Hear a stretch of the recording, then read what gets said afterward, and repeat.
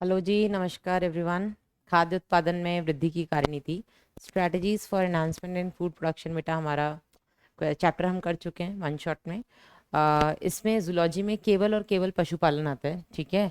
तो यहाँ पर बेटा जो मैं क्वेश्चंस लेकर के आई हूँ वो भी केवल पशुपालन के हैं, हाँ, एनिमल हस्बेंड्री, ठीक है। तो इसमें केवल और केवल अपना जूलॉजी सेक्शन है, बॉटनी सेक्शन आपका अलग होगा, ठीक है। चलिए तो शुरू करते हैं बेटा, previous year questions plus some additional questions. तो सबसे पहला है, कीटों का कौन सा सेट मनुष्य के लिए लाभदायक है ना। तो मधुमक्खी लाभदायक है, हमें पता है, ठीक है। इससे हम मोम निकालते हैं, शहद निकालते हैं। लाख कीट होते हैं बेटा जिनसे कि हम, ये लाख और कीट एक ही है, बीच में कॉमन ही है। लाख कीट बेटा जिनसे हम लाख निकालते हैं, लाख की चूड़ियाँ बनती हैं, लाख के खिलौने बनते हैं। फिर कोचिनियल कीट, ये जो बेटा कोचिनियल कीट होता है, एक्चुअली ये डाइज इससे हम निकालते हैं। ये डाइज बेटा हम खाने में, जो खाने की आपकी मिठाइयाँ वगैरह बनती हैं, दवाइयों में वो जो कलर आता है ना, वो इसी की वजह से आता है, ठीक है। तो कोचिनियल कीट का हम यूज़ डाइज के लिए यूज़ करते हैं। इनको हम फार्मास्यूटिकल में, यानी कि दवाइयों में, और आपके खाने पीने की वस्तुओं में, ठीक है, और भी कुछ पेंट वगैरह में भी। रेशम कीट, मधुमक्खी, ततैया, ततैया क्या है ये मधुमक्खी, रेशम कीट, कॉकरोच का तो कोई उपयोग नहीं है, उपरोक्त में से कोई नहीं। आपका उत्तर हो जाएगा बेटा इसमें एक। आगे अगला क्वेश्चन है बेटा आपका यहाँ पे, निम्न में से कौन सा मधुमक्खी का वास्तविक उत्पाद है।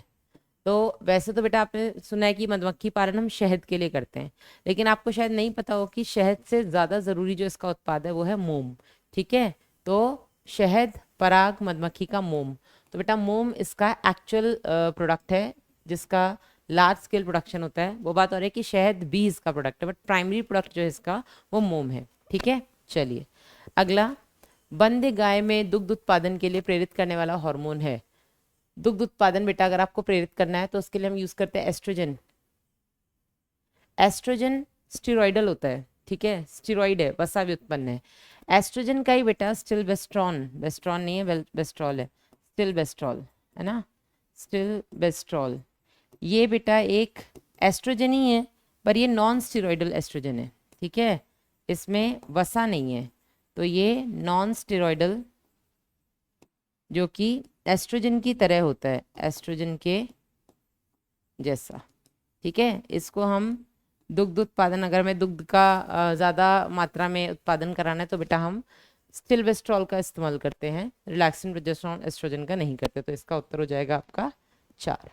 नेक्स्ट, बीकानेरी एवीज और मेरिनो रैम्स का उपयोग करके भेड़ की एक नई नस्ल हिसारडेल किस विधि द्वारा बनाई गई है। तो बेटा ये उत्परिवर्तन के द्वारा तो नहीं बनाई है, संकर किया है हमने इसमें। अंतः प्रजनन, इनब्रीडिंग नहीं किया है। भाई संकरण, तो बेटा भाई प्रजनन में ही संकर प्रजनन जो अपनी विधि है, संकरण जिसको हम बोलते हैं, उससे बेटा हमने बीकानेरी रैम्स, सॉरी बीकानेरी भेड़ और मरीनो रैम्स से मिलाकर के हमने हिसारडेल एक न्यू वैरायटी बनाई है ना। तो इसका उत्तर हो जाएगा आपका 2। नेक्स्ट है आपका, भारत में कौन सी मछलियों का पालन एवं उत्पादन किया जाता है। तो बेटा हमारे यहाँ कतला और रोहू मेन है, जो कि आपकी फ्रेश वाटर फिशेज हैं, ठीक है, स्वच्छ जलीय मछलियाँ हैं। तो सैल्मन कतला नहीं है, सैल्मन सैल्मन नहीं इस्तेमाल करते हम, ज़्यादा करते हैं थोड़ा बहुत। मेन है आपकी रोहू और कतला, और ये दोनों बेटा आपकी स्वच्छ जलीय मछलियाँ हैं। कैसी हैं आपकी? स्वच्छ जलीय मछलियाँ। जबकि लवणीय जल वाली कौन सी है बेटा आपकी? मैक्रेल हो गई, पॉम्फ्रेट हो गई, सार्डीन्स हो गई, ठीक है। तो इसका उत्तर हो जाएगा आपका 4।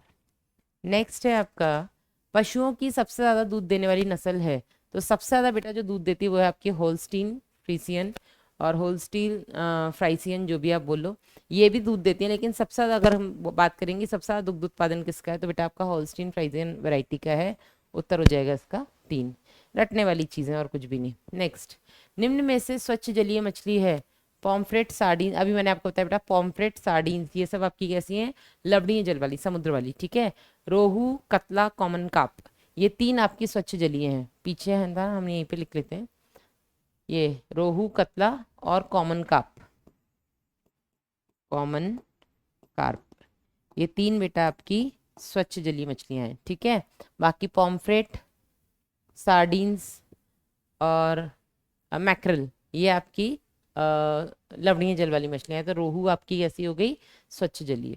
नेक्स्ट, अनुचित कथन का चयन करें, गलत कथन का चयन करना है। गलत क्या है? अंतः प्रजनन हानिकारक अप्रभावी जीनों का चयन करता है जो जननता एवं उत्पादकता कम करते हैं। नहीं बेटा, अंतः प्रजनन से आप हानिकारक जो अप्रभावी जीन है उसका चयन तो करेंगे, लेकिन उनको बेटा फिर हम हटा देते हैं, है ना।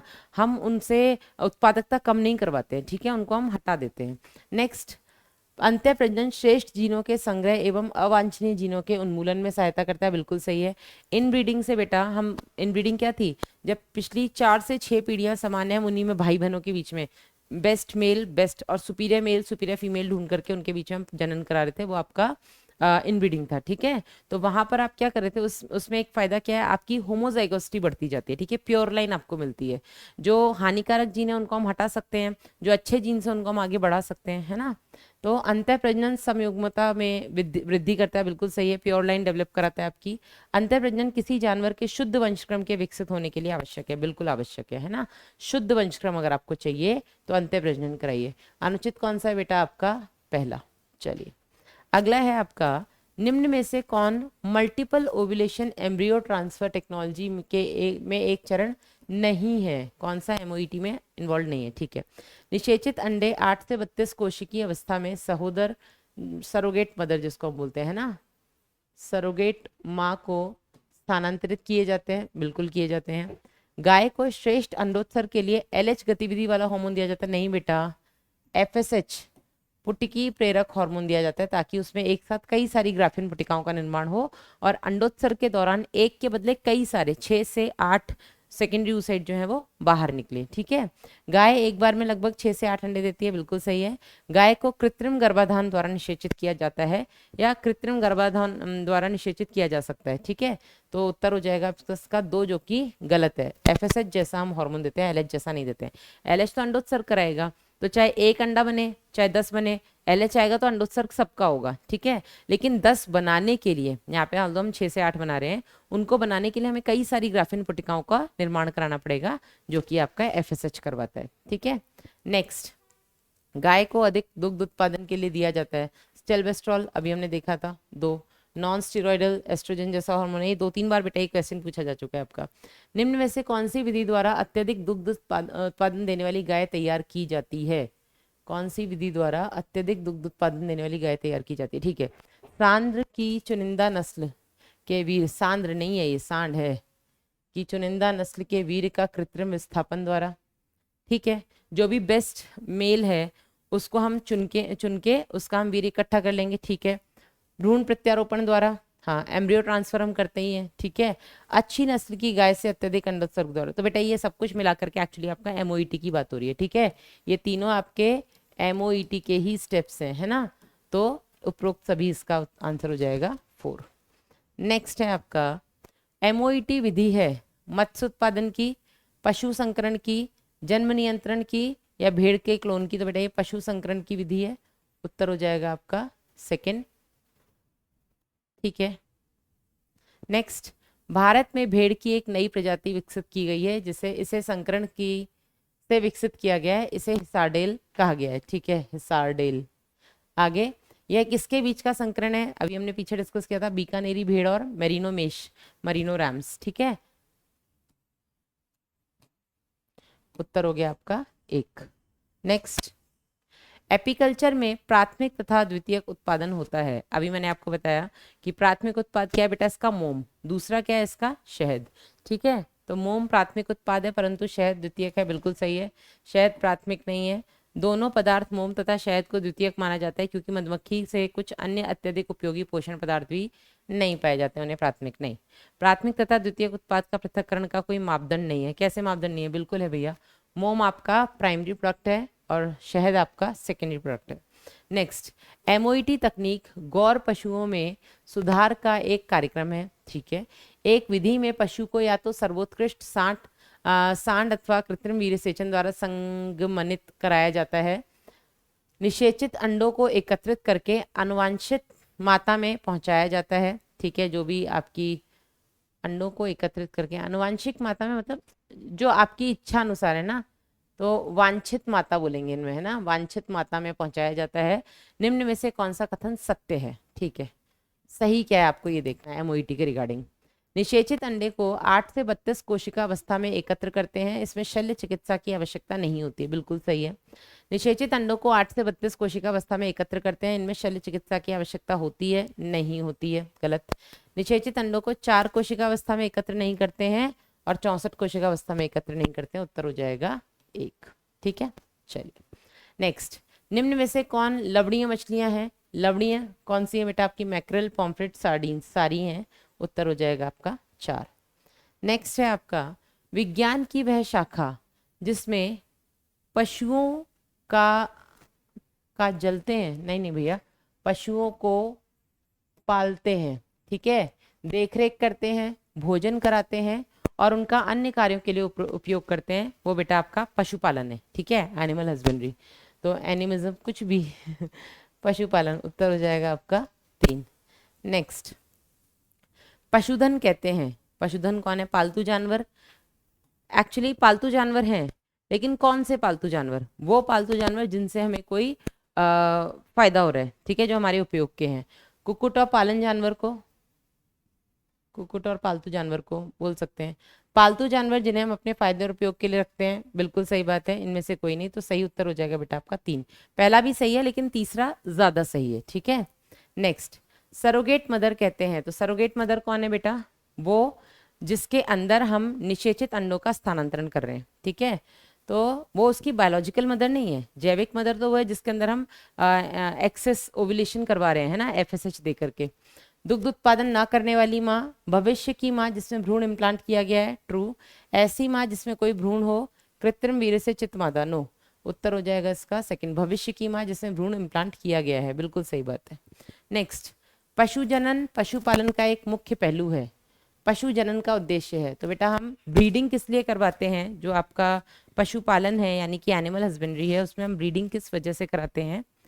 उसमें जो बेटा ब्रीडिंग होती है वो होती है कि हम ज़्यादा से ज़्यादा नंबर में एक तो उनको इंक्रीज कर सकें, मतलब उनकी उत्पादकता को हम बढ़ा सकें, साथ ही साथ उनके जो उत्पाद, उनसे जो भी हमें प्रोडक्ट्स मिल रहे हैं, उन प्रोडक्ट्स की क्वालिटी को भी बढ़ा सकें। ठीक है, क्योंकि जैसा हमने NCERT में एक लाइन पढ़ी थी कि पूरे विश्व में जितना भी पशुधन है उसका 70% केवल भारत और चाइना में मिलाकर है। ठीक है, केवल भारत और चीन में है।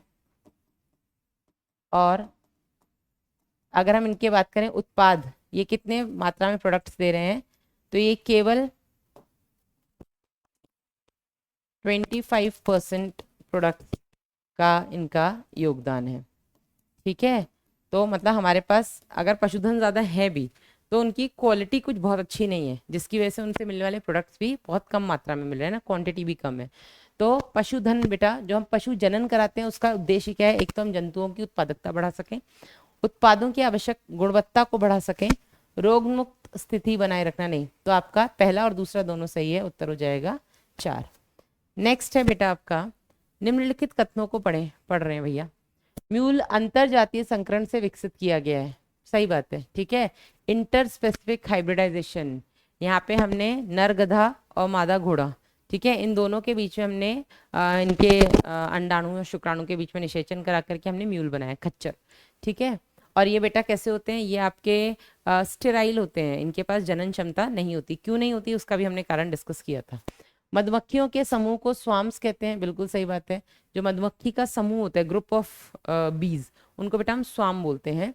अधिक संख्या में जंतुओं के विकास के लिए संकरण किया जाता है। नहीं बेटा, संकरण हाइब्रिडाइजेशन, हाइब्रिडाइजेशन हम ज्यादा मात्रा में जंतुओं का विकास हो सके इसके लिए नहीं करते हैं। संकरण हम हमारे हिसाब से बेटा फीचर्स, उनके लक्षण मिल सकें उसके लिए बेटा हम अंतर्जातीय संकरण करते हैं। ठीक है, MOET में 6 से 8 कोशिकीय अंडे को बिना शल्य विधि द्वारा प्राप्त किया जाता है, बिना शल्य। यस, तो कथनों को पढ़ें तो सत्य पहला सही है, दूसरा सही है, तीसरा 1 2 3 4 सत्य है। नहीं बेटा, तीसरा गलत है ना, 1 2 4 सत्य हैं, 2 3 5 असत्य है, 1 2 3 4 सत्य है।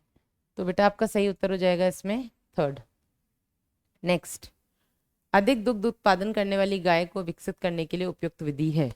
ठीक है, उच्च वंशावली युक्त सांड के साथ कृत्रिम गर्भाधान। हाँ ठीक है, अगर आपको ज़्यादा मात्रा में मिल्क प्रोडक्शन करना है तो आपको क्या करना पड़ेगा? उसके लिए आपको एक तो अच्छी सुपीरियर मेल देखना पड़ेगा ना, तो उच्च वंशावली युक्त सांड को देखना पड़ेगा, उसका हम बेटा वीर्य लेंगे। ठीक है, भ्रूण स्थानांतरण हम करते ही हैं, एमओईटी की बात हो रही है फिर से यहाँ पे, अधिक उत्पादकता वाली गाय का उच्च अंडोत्सर्ग। तो यहाँ पे हमने बेटा क्या किया, हमने एक सुपर मतलब एक अच्छी फीमेल देखी, अच्छी गाय देखी, उसके अंदर हमने सुपर ओव्यूलेशन कराया, मल्टीपल ओव्यूलेशन। ठीक है, फिर हमने उसका फर्टिलाइजेशन कराया, उसके बाद बेटा हमने उसको ट्रांसफर कर दिया सरोगेट मदर में। तो ये सब कुछ मिला करके हम करेंगे तो उत्तर हो जाएगा इसका 4। ठीक है, नेक्स्ट है आपका पिसीकल्चर के अंतर्गत किसका पालन एवं उत्पादन करते हैं। तो पिसीकल्चर में बेटा हम बात करते हैं पिसी, पाइसीस या पिसीज, पिसीज में मछलियां आ जाती हैं ना, तो मछलियों का, पक्षी सरीसृप और ऊन उत्पादन करने वाले जंतुओं का नहीं। उत्तर हो जाएगा बेटा 1। नेक्स्ट, कृत्रिम गर्भाधान करने के लिए सांड का वीर्य संग्रह किया जाता है। तो बेटा ये जो संग्रहण, या तो आप डायरेक्ट सांड को जो भी अपनी सुपीरियर मेल है, जिसके सुपीरियर फीमेल है जिसके अंदर हमने उच्च अंडोत्सर्ग करवाया, सुपर ओव्यूलेशन कराया, तो अब डायरेक्ट आप उसका संगम करा दो। या फिर हम क्या कर सकते हैं कि हम कहीं दूर से अच्छे सांड का वीर्य ला करके आर्टिफिशियली उसको स्टोर करके या तो हम उसी टाइम इस्तेमाल कर लें, या हम उसको सालों तक भी हम उसको स्टोर कर सकते हैं। कैसे? लिक्विड नाइट्रोजन की हेल्प से, जिसका जो कि आपके ये रूम टेम्परेचर बेटा ही गैस हो जाती है, इनका इतना हाई मतलब इनका बॉइलिंग पॉइंट होता है -196 डिग्री सेल्सियस। हाँ, ये इनका बॉइलिंग पॉइंट है। तो इसका सही उत्तर हो जाएगा 4। ठीक है, नेक्स्ट है आपका प्रजनन के लिए गलत कथन है। गलत क्या है ना, निरंतर अंतः प्रजनन द्वारा जनन क्षमता एवं उत्पादकता कम हो जाती है। सही बात है, इसको बेटा हम अंतः प्रजनन अवसादन बोलते हैं ना, अंतः प्रजनन अवसादन या इन ब्रीडिंग डिप्रेशन भी इसको हम बोलते हैं, इन ब्रीडिंग डिप्रेशन, है ना। ठीक है, अंतः प्रजनन द्वारा शुद्ध क्रम प्राप्त नहीं होती है, ये तो गलत हो गया ना बेटा। होमोजाइगोसिटी मिलती है, प्योर लाइंस तो मिलती हैं, गलत ही तो चुनना था। संकरण द्वारा दो विभिन्न नस्लों के आवश्यक गुण संयुक्त मिश्रित हो जाते हैं, बिल्कुल हो जाते हैं। अंतः प्रजनन अनुपयुक्त अप्रभावी जीन प्रदर्शित करते हैं जिन्हें चयन द्वारा अलग हम कर सकते हैं ना, उनका हम उन्मूलन कर सकते हैं। तो आपका गलत हो गया बेटा इसमें 2nd। तो जैसा कि बेटा आपको पता है ये चैप्टर बहुत बड़ा नहीं है, और उसमें भी बेटा आपका एक ही सेक्शन है एनिमल हस्बेंड्री, पशुपालन, छोटा सा पार्ट है, लेकिन इससे भी बेटा आपके छोटे से पार्ट से कभी कभी 2-2 क्वेश्चंस आ जाते हैं। ठीक है, ऐसा हालांकि कम होता है। एमओईटी तो बहुत ही इंपॉर्टेंट है, इसमें और कुछ बेशक पढ़ो नहीं पढ़ो, एमओईटी जरूर पढ़ लेना। और टाइप्स ऑफ ब्रीडिंग देख लेना, है ना, जनन के प्रकार, अंत्य प्रजनन, फिर बही प्रजनन, फिर अंत्य प्रजनन तो एक ही होता है, बही प्रजनन फिर जो होते हैं 3 तरीके के, आपका बही मतलब संकरण हो गया, अंतविष्ट इंटरस्पेसिफिक हाइब्रिडाइजेशन हो गया, आउट क्रॉसिंग हो गया। ठीक है, तो ये सब आप लोग एक बार देख लीजिएगा, कर लो क्वेश्चन प्रैक्टिस, बहुत ज़्यादा इसमें कुछ है नहीं। ठीक है, तो टेक केयर, बाय बाय।